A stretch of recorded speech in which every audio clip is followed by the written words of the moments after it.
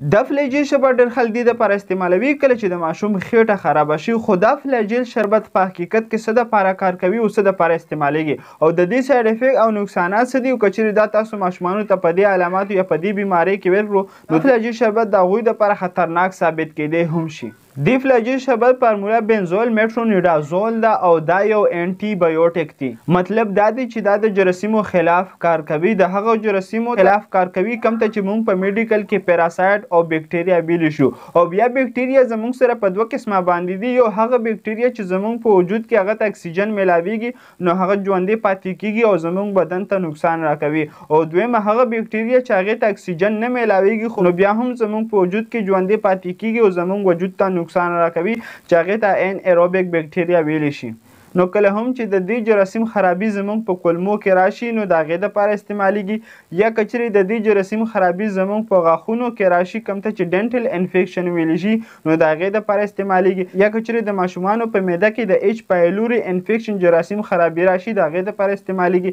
یا چیرې په جوړونو کې د دې جراثیم د وجې خرابي راشي د هغې دپاره استعمالیږي، یا که چیرې په ینه کې راشي یا په ګرده کې راشي، یعنې د جسم په هر یو اندام کې چې د دې جراثیم د وجې چې خرابي راشي نو د هغې دپاره ماشومانو له استعمالیږي. او د دې فلاجیل شربت سایډ افیکټ او نقصانات دا دي که چیرې یو انسان په یو ټایم باندې ډېر زیات استعمال کړي یا ډېر ټایم دپاره دا انسان استعمال کړي نو دا سایډ افیکټ او دا نقصانات راولي چې دا په سر باندې چکر راوستلی شي، د ماشوم خېټه د قبض طرف لا بولی شي او د ماشوم زړه کچکولی شي، د ماشوم په معده کې در راوستلی شي، د ماشوم په سر باندې در راوستلی شي، د ماشوم زړه کچکولی شي، د ماشوم خوله اوچولی شي او د ماشوم وزن ورسره کمیدي شي او په ماشوم باندې دا د الرجي علامات راوستلی شي. او دا فلاجیل تاسو ماشومانو ته په دې علاماتو په دې بیمارۍ کې نشي ورکولی ځکه چې په دې بیمارۍ او په دې علاماتو کې ممنوع دي چې دې ته په میډیکل کې کنټرا انډیکیشن ویلی شي. که چیرې د ماشوم ګردې خرابوي یا د ماشوم ینه خرابوي یا د ماشوم په وجود کې کم فلویډ دي کوم ته چې وینه ویلی شي دغه شان نور کم فلویډ دي، که چیرې هغه په مقدار باندې برابر نه وي نو په دې علاماتو کې هم نشي استعمالولی، یا که چیرې ماشوم دا اوس کې د هغې نه بعد دغه په جسم باندې سرې سرې پولاکې راځي یا خارښ راځي نو هغې ماشوم ته هم تاسو دا نشي استعمالولی